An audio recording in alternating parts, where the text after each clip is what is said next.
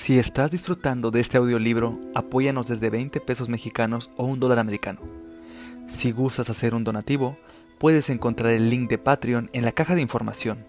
El perfil de Patreon es Violín para Todos.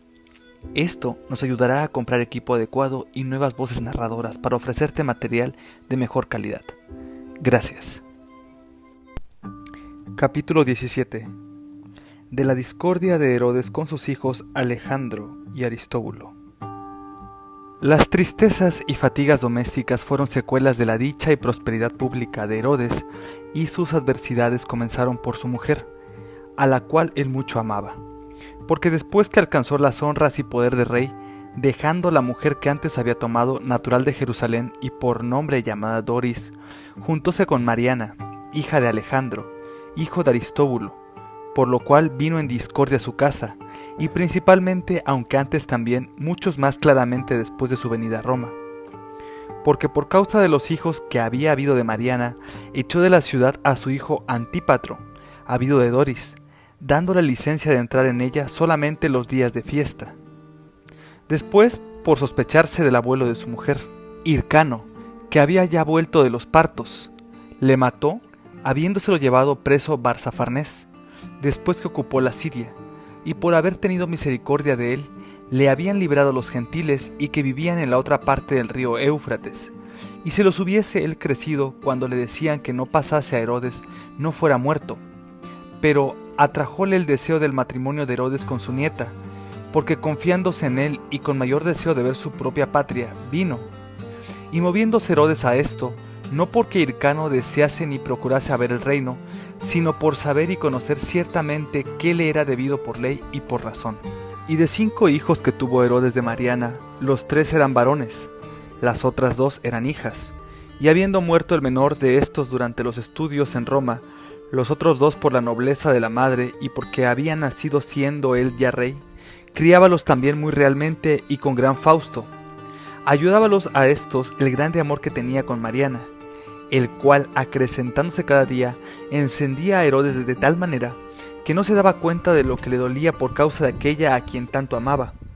porque tan grande era el odio y aborrecimiento de Mariana para Herodes, cuanto era grande el amor que Herodes tenía a Mariana. Teniendo pues causas probadas de la enemistad por las cosas que había visto, y teniendo confianza en el amor, solíale cada día echar en cara lo que había hecho con su abuelo Hircano y con su hermano Aristóbulo, porque ni a éste perdonaba, aunque era muchacho, al cual después de haberle dado la honra pontificial a los 17 años de edad, luego le mató, pues como él, vistiéndose con las vestiduras sagradas para aquel oficio, se llegó al altar un día de gran fiesta para todo el pueblo, y entonces lloró, y enviándole después a Hiericunta por la noche, fue ahogado por los franceses, según él tenía mandado en una laguna. Todas estas cosas le decía Mariana a Herodes por injuria, y deshonraba a su madre y a su hermana con palabras muy pesadas y muy deshonestas, aunque él a todo esto callaba por el gran amor que le tenía. Pero las mujeres estaban muy ensañadas contra Mariana, y para mover a Herodes contra ella, la acusaban de adulterio, y además de muchas otras cosas que le levantaban, aparentes y como verdaderas. Acusábanla también que había venido y enviado a Egipto un retrato suyo a Antonio, y así, por el desordenado deseo y lujuria suya, había trabajado en mostrarse en ausencia a un hombre que estaba loco por las mujeres y que las podía forzar. Esto perturbó a Herodes no menos que si le cayera un rayo del cielo encima, y principalmente porque estaba encendido en celos por el gran amor que le tenía, y también pensando, por otra parte, en la crueldad de Cleopatra, por cuya causa había sido muerto el rey Lisanias y Malico el árabe. No temía perder a su mujer, sino el peligro que podía acontecer si él perdía la vida. Habiendo pues de partir de allí para Roma, encomendó su mujer a Josefo, marido de su hermana Salomé, al cual tenía por fiel y según era el deudo, teníale por amigo, mandándole secretamente que la matase si Antonio le mataba a él. Pero Josefo, no por malicia, más deseando mostrar a la mujer la voluntad y amor de su marido, el cual no podía vivir apartado de ella aunque fuese muerto, descubrióle todo lo que Herodes le había secretamente encomendado. Habiendo después vuelto ya Herodes y hablando y jurando de su amor y voluntad como nunca había tenido amores con otra mujer en el mundo, respondió ella: muy probado está tu amor conmigo con el mandamiento que diste a Josefo, cuando de aquí partiste, mandándole que me matase. Habiendo Herodes oído estas cosas, las cuales él pensaba que estaban secretas entre él y Josefo, desatinaba, y pensando que Josefo no había de descubrir jamás lo que entre ellos había pasado, sino juntándose deshonestamente con ella, recibió de esto tan gran dolor, que casi enloquecía, y levantándose de la cama comenzó a pasearse por el palacio, y tomando ocasión entonces allí su hermana Salomé, para acusar a Josefo, confirmándole la sospecha. Furioso Herodes con el gran amor y celos que tenía, mandó que a entre ambos los matasen al momento, y después que fue esta locura hecha, le pesaba y se arrepentía por hecha, pero pasado el enojo, encendíase poco a poco en amor, y era tanta la fuerza de este amor y deseo que de ella tenía, que no pensaba que era muerta. Antes, con la tristeza grande que tenía, le hablaba en su cama como si allí estuviera con él viva, hasta tanto que con el tiempo, sabiendo de su muerte y enterramiento, igualó bien sus llantos y su tristeza con el gran amor que siendo viva le tenía. Sucedió que sus hijos, tomando la muerte de la madre por propia, pensando muy bien en la maldad tan grande y tan cruel, tenían a su propio padre como enemigo. Y esto fue cuando estaban en Roma estudiando, y también después de venidos a Judea mucho más, porque como crecían y se les aumentaba la edad, así también la afición y amor maternal tomaba fuerzas. Llegados ya a tiempo de casarse, el uno tomó por mujer a la hija de su tía Salomé, que había acusado a la madre de entre ambos, y el otro a la hija de Arquelao, rey de Capadocia. De aquí alcanzó el odio la libertad que quería, y de la confianza que en ello tenían, tomaron ocasión los Malcines, por lo cual hablaban más claramente con el rey, diciéndole como ambos hijos le acechaban para matarle,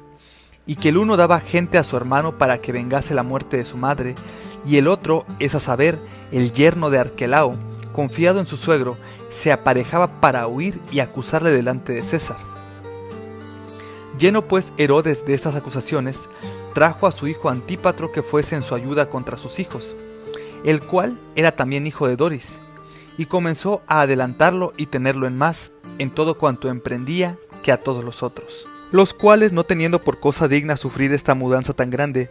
y viendo que se adelantaba el hermano, nacido de baja madre, no podían refrenar su enojo. Ellos con su nobleza antes en todo cuanto podían trabajaban por ofenderle y mostrar su ira e indignación. Menospreciaba a los Herodes cada día más, y Antípatro por causa de ellos era muy favorecido, porque sabía lisonjear astutamente a su padre, y decíale muchas cosas contra sus hermanos. Algunas veces él mismo, otras mandaba amigos suyos que dijesen otras cosas, hasta tanto sus hermanos perdieron toda la esperanza que del reino tenían, porque en el testamento estaba también declarado por sucesor. Fue finalmente enviado a César como rey, y con aparato y compañía real, servido de todo lo que a rey pertenecía, excepto que no llevaba corona. Y con el tiempo pudo hacer que su madre se juntase con Herodes, y viniesen a la estancia donde Mariana solía dormir.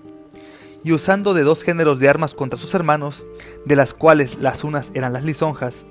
y las otras eran invenciones y calumnias nuevas, pudo con Herodes tanto, que le hacía pensar cómo matase a sus hijos. Por lo cual acusó delante de César a Alejandro, el que había llevado con él a Roma, porque le había dado ponzoña. Pero alcanzando licencia para defenderse, Alejandro, aunque el juez era muy imprudente, era todavía más prudente que Herodes y Antípatro. Cayó con vergüenza a los delitos del padre, y disculpóse muy elegantemente de lo que le habían levantado, y después que hubo mostrado estar también sin culpa de su hermano, dio quejas de la malicia e injurias de Antípatro, ayudándole para ello, además de su inocencia, la grande elocuencia que tenía, porque tenía gran vehemencia en el hablar, manifestando por fin que de buena voluntad el padre los mataría si pudiese. Acusóle de este crimen e hizo llorar a todos los que estaban presentes, pero pudo tanto con César, que fueron todas las acusaciones menospreciadas, e hízoles a todos muy bien amigos de Herodes. Fue la amistad hecha con tal ley, que los mancebos hubiesen de ser en todo muy obedientes al padre, y que el padre pudiese hacer heredero del reino a quien quisiese. Habiéndose después vuelto el rey a Judea, aunque parecía haber perdonado y excusado de las culpas a sus hijos, no estaba libre de toda sospecha, porque Antípatro proseguía su enemistad, aunque por vergüenza de César, que los había hecho amigos, no osaba claramente manifestarla, y como navegando pasase por Cilicia y llegase a Eleusa, recibióle allí con mucha amistad Arquelao, dándole muchas gracias por haber defendido la causa de su yerno con mucha alegría y amistad, porque había escrito a Roma a todos sus amigos que favoreciesen la causa de Alejandro, y así le acompañó hasta Cefirio, haciéndole un presente de 30 talentos. Después que hubo llegado a Jerusalén, Herodes convocó a todo el pueblo, estando delante también sus 3 hijos, dio a todos razón de su partida, dio muchas gracias primero a Dios, muchas a César porque había quitado toda la discordia que en su casa había y entre los suyos, lo que era principal y de tener en más que el reino, porque había puesto amistad entre sus hijos, la cual dijo que él trabajaría en juntarla más estrechamente, porque César me ha hecho señor de todo, y juez de los que me han de suceder. Yo pues, ahora, delante de todos, le doy con todo mi provecho muchas gracias por ello, y dejo por reyes a mis 3 hijos, y de este parecer y sentencia mía quiero y ruego a Dios que el primero sea el comprobador, y vosotros todos después. El uno manda la edad que sea alzado por rey después de mí, y a los otros la nobleza, aunque su grandeza basta para mucho más. Pues tened reverencia a lo que César os manda y el Padre os ordena, honrándolos a todos igualmente y con la honra que todos merecen, porque no puede darse tanta alegría en obedecer al uno, cuánto pesar le dará el que le menospreciare. Yo señalaré los parientes que han de estar con cada uno y los amigos también, para que puedan conservarlos en concordia y unanimidad. Entendiendo y sabiendo como cosa muy cierta que toda la discordia y contienda que en las repúblicas suelen hacer procede de los amigos, consejeros, domésticos, y si estos fueren buenos, suelen conservar el amor y benevolencia. Una cosa ruego, es que no solo estos, sino los principales de mi ejército tengan al presente esperanza en mí solo, porque no doy a mis hijos el reino, aunque les dé la honra de él, y que no gocen con placer, como que ellos lo rigiesen. El peso de las cosas y el cuidado de todo a mí toca, y yo he de proveer a todo, aunque querría verme libre de ello. Consideré cada uno de vosotros mi edad y el orden con que yo vivo, y juntamente la piedad y religión que tengo, porque no soy tan viejo que se deba tan presto desesperar de mí, ni estoy tan acostumbrado a placeres ni a deleites, los cuales suelen acabar más pronto de lo que acabarían las vidas de los mancebos. Hemos tenido tanta observancia y honra a Dios eterno, que creemos tener que vivir mucho tiempo y muy largos años, y si alguno por menosprecio mío quisiese complacer a mis hijos, éste me lo pagará por él y por ellos, porque yo no quiero dejar de honrar a los que me han engendrado, porque les tenga envidia, sino por saber que estas cosas suelen hacer más atrevidos a los mancebos y ensorbecerlos. Si pensar en pueblos que los siguen y se dan a ellos, que los que fueren buenos y tienen aparejado el galardón y premio en mi poder, y los malos han de hallar en aquellos mismos a quien favorecen castigo de sus maldades, todos por cierto, estarán conformes conmigo, es a saber con mis hijos, porque a ellos conviene que yo reine, y a ellos les será muy gran provecho tenerme a mí por amigo, y finalmente por padre y con gran concordia. Y vosotros, mis buenos y amados hijos, poned delante de vosotros primero a Dios, que es poderoso para mandar a todo fiero animal, y dadle la honra que debéis. Después de él a César, que nos ha recibido con todo favor, y con él que nos ha conservado, y a mí, terceramente, que os ruego lo que me es muy lícito mandaros, que permanezcáis siempre como verdaderos hermanos y muy concordes. De ahora en adelante yo os quiero dar vestidos y honras reales. Quiero que como a tales todos os obedezcan, y ruego a Dios que conserve mi juicio si vosotros quedáis concordes. Acabado su razonamiento, saludándolos a todos, y despidió al pueblo. Unos se iban deseando que fuese así, y según había Herodes dicho, y los que deseaban revueltas y mudanzas en los estados, fingían no haber oído nada. Pero no faltó contienda a los hermanos. Antes, sospechando algo peor, apartáronse unos de otros, porque Alejandro y Aristóbulo no sufrían bien ver a su hermano Antípatro fuese confirmado en el reino. Y Antípatro se enojaba porque sus hermanos fuesen tenidos por segundos. Mas éste, según la variedad de sus costumbres, sabía callar los secretos y encubrir el odio que les tenía muy secretamente. Ellos, por verse de noble sangre, osando decir cuanto les parecía, había también muchos que les movían e incitaban. Otros muchos habían que se les mostraban muy amigos por saber la voluntad de ellos. De tal manera pasaba esto que cuando se trataba delante de Alejandro, luego a la hora lo sabía Antípatro, y lo mismo, añadiéndole siempre algo, luego también Herodes lo sabía. Por más que el mancebo dijese algo sin pensarlo, luego le era atribuido a culpa, y trocabanle las palabras en graves ofensas. Y cuando se alargaba a hablar en algo, luego se levantaba, por poco que fuese lo que decía, alguna cosa mucho mayor.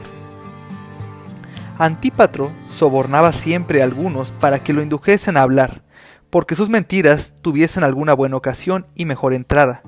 y de esta manera, habiendo divulgado muchas cosas falsamente, basta separar crédito a todas, hallar de una fuente verdadera. Pero los amigos de este mancebo o eran de su natural muy callados, o con dádivas los hacían callar,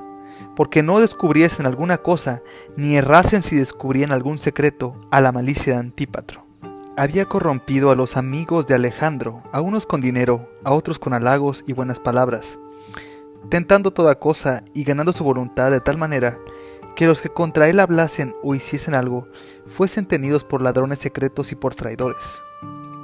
Y rigiéndose con gran consejo y astucia en todo, trabajaba por venir delante de Herodes y dar sus acusaciones muy astutamente. Y defendiendo la persona y partes de su hermano, servíase de otros indeseables sobornados para el mismo negocio. Si se decía algo contra Alejandro, con disimulación de quererle favorecer, volvía por él. Luego le sabía astutamente urdir y traer a tal punto, que movía y enseñaba al rey contra Alejandro. Y mostrando al padre cómo su hijo Alejandro le buscaba la muerte con acechanzas, no había cosa que tanto lo hiciese creer, ni que tanta fe diese sus engaños como era ver que Antípatro trabajaba en defenderle. Movido con estas cosas, Herodes, cuanto menos amaba a los otros, tanto más se le acrecentaba la voluntad con Antípatro. El pueblo también se inclinó a la misma parte, los unos de grado y los otros por ser forzados a ello, como fueron Ptolomeo, el mejor de sus amigos, los hermanos del rey y toda su generación y parientes, porque todos estaban al lado de Antípatro, y todo parecía perder de su voluntad. Y lo peor y más amargo para la destrucción de Alejandro era la muerte de Antípatro, por cuyo consejo se trataba entonces todo. Era ésta peor que madrastra, y aborrecía a los más que si fueran entenados o aquellos que eran hijos de la que antes había sido reina. Pero aunque la esperanza era mayor, para mover a todos los que obedeciesen a Antípatro, todavía los consejos de Herodes, que aún era rey, apartaban los corazones y voluntades de todos, para que no se aficionasen a los mancebos, porque había mandado a los más cercanos que ninguno fuese con Aristóbulo ni con su hermano, y que ninguno les descubriese su ánimo. No solo temían de hacer esto los amigos y domésticos suyos, pero aún bien los extraños que fuera vivían, porque no había César concedido tanto poder a ningún rey que le fuese lícito sacar a todas las ciudades, aunque no le fuesen sujetas, a todos cuanto mereciesen castigo o huyesen de él. Los mancebos no sabían nada de todo aquello que les habían levantado, y por esta causa los prendían menos prevenidos. Ninguno era acusado ni reprendido por su padre públicamente, pero templando su ira, hacía que poco a poco le entendiesen y también ellos se movían más ásperamente con el dolor y pena que aquellas cosas que les levantaban. De la misma manera, movió a su tío Feroras y a su tía Salomé contra ellos. Antípatro, hablando con ellos muchas veces muy familiarmente como su mujer propia, por levantarlos contra sus hermanos. Acrecentaban esta enemistad Glafira, mujer de Alejandro, levantando mucho su nobleza y diciendo que ella era señora de todo aquel reino y de cuanto en él había, y descendía por parte de padre de Temeno, y por parte de madre de Darío, hijo de Istapé, y menospreciaba mucho la bajeza del linaje de la hermana, y mujeres de Herodes, las cuales él había tomado y escogido por la gentileza que tenían y no por la nobleza. Arriba dijimos ya que Herodes había tenido muchas mujeres, porque a los judíos les era cosa lícita según costumbre de su tierra tener muchas, también porque el rey se pudiese deleitar con muchas. Por las injurias y soberbias de Glafira era aborrecido Alejandro de todos. Y Aristóbulo hizo su enemiga a Salomé, aunque le fuese suegra, por las malas palabras de Glafira, porque muchas veces la solía echar en cara la bajeza del linaje a la mujer. Después también porque él había tomado una mujer privada y plebeya, y su hermano Alejandro una de sangre real. La hija de Salomé contaba todo esto a su madre, derramando muchas lágrimas. Añadía también que el mismo Alejandro y Aristóbulo le habían amenazado que si alcanzaba el reino, habían de poner las madres de otros hermanos con las criadas a tejer en un telar con las mozas, y a ellos por escribanos de las aldeas y lugares, burlándose de ellos porque estudiaban. Movida Salomé con estas cosas, no pudiendo refrenar su ira, descubrióselo todo a Herodes, y parecía harto bastante de hablar contra su yerno. Además de estas cosas, divulgóse otra nueva acusación, la cual movió mucho al rey.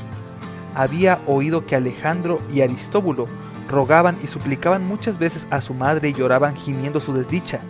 y a veces la maldecían, porque dividiendo el rey los vestidos de Mariana con las otras mujeres,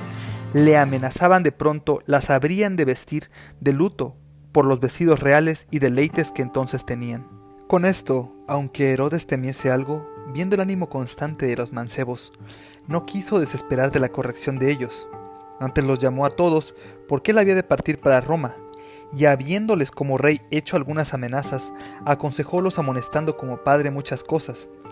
y rogóles que se amasen como hermanos, prometiendo perdón de lo cometido hasta entonces, si de allí en adelante se corregían y se enmendaban.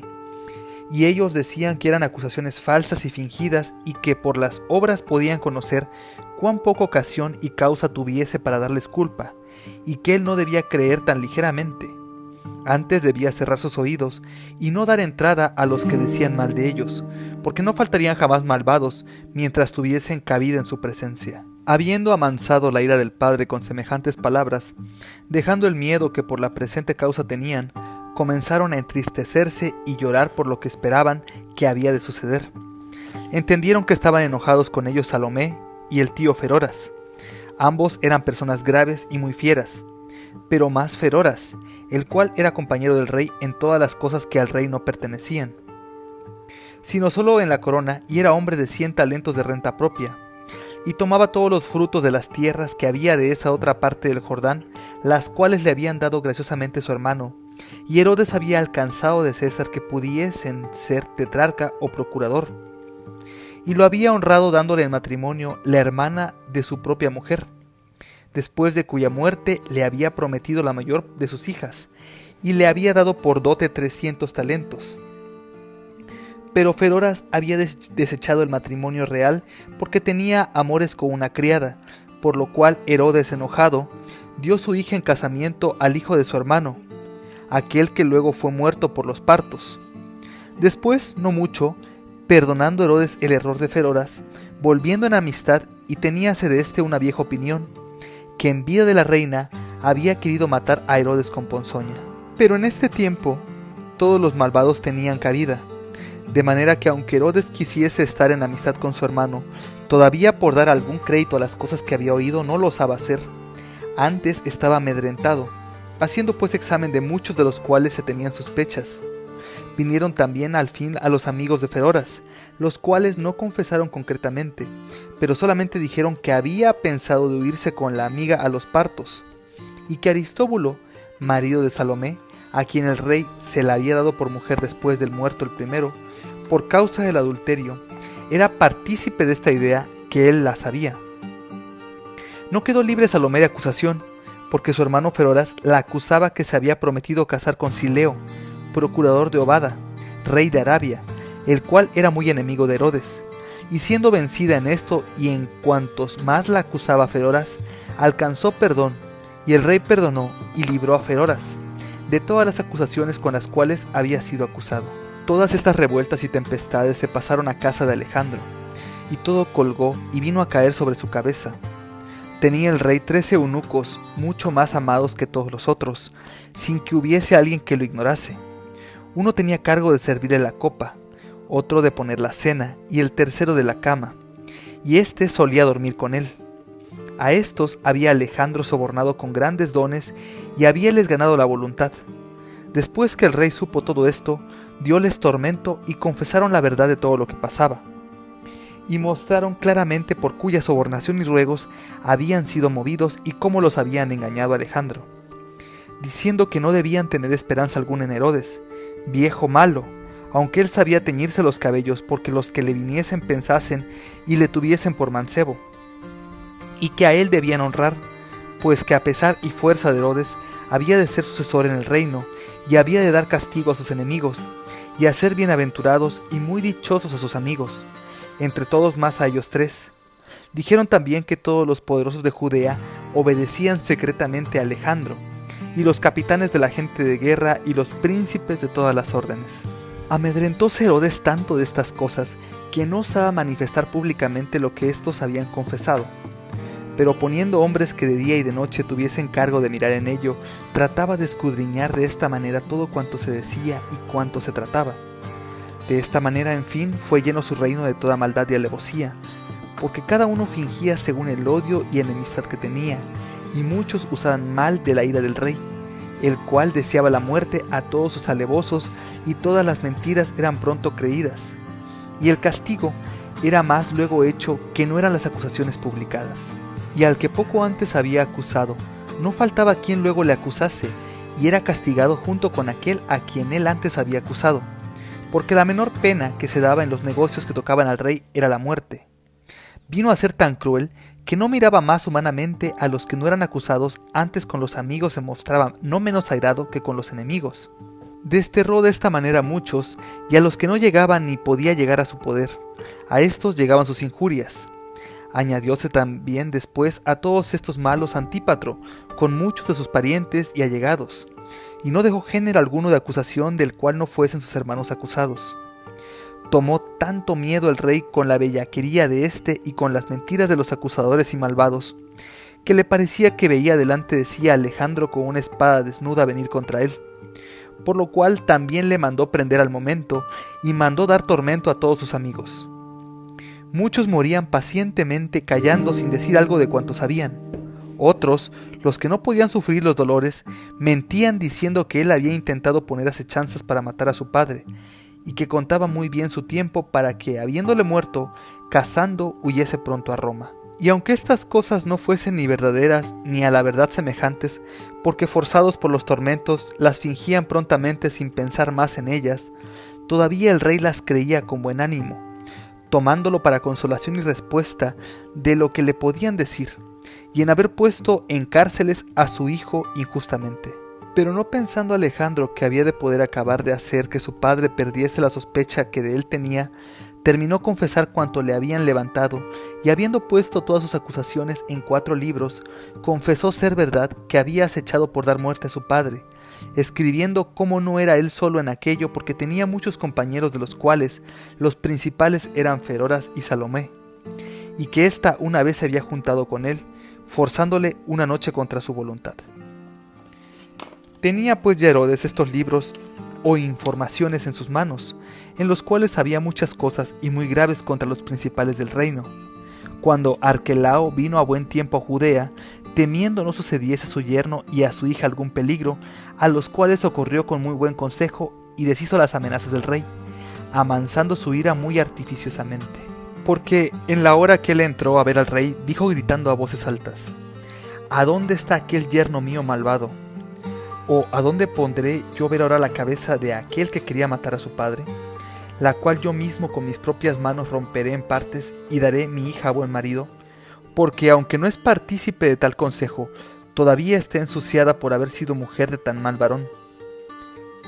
Maravillóme mucho de tu paciencia, Herodes, cuya vida y cuyo peligro está en que viva un Alejandro, porque yo venía con tan gran prisa de Capadocia, pensando que habría ya mucho tiempo que fuera el castigado y sentenciado por su culpa, para tratar contigo de mi hija, la cual le había dado a él por mujer, teniendo a ti solo respeto y considerando tu real dignidad. Pero ahora debemos tomar consejo sobre entre ambos. Aunque tú te muestres demasiado serle padre y muestras menos fortaleza en castigar al hijo que te ha querido matar, troquemos pues yo y tú las manos, y el uno tome venganza del otro. Castiga tú a mi hija, y yo castigaré a tu hijo. De esta manera, aunque Herodes estaba muy indignado, todavía fue engañado. Presentóle para que leyese los libros que Alejandro le había enviado, y deteniéndose a pensar sobre cada capítulo, determinaban ambos juntos sobre ello, tomando ocasión con aquello de ejecutar lo que traía Arquelao pensado. Pasó poco a poco la causa a los demás, que en la acusación estaban escritos, y también contra Feroras, viendo que el rey daba crédito a cuanto él decía, dijo: aquí se debe ahora considerar que el pobre mozo no sea acusado con acechanzas de tantos males, y si por ventura las ha él armado contra ti, porque no hay motivo para pensar del mancebo tan grande maldad, como sea que él gozase ahora del reino, y esperase también la sucesión. Haber de ser en él muy ciertamente, si ya por ventura no tuvo algunos que le han movido y le han persuadido tal cosa, los cuales le han pervertido y aconsejado, y como su edad por ser poca es mudable, hanle hecho escoger la peor parte, y de tales hombres no solo suelen ser los mancebos engañados, sino aún también los viejos y las casas grandes y de gran nombre. Los señoríos y reinos suelen ser por tales hombres revueltos y destruidos.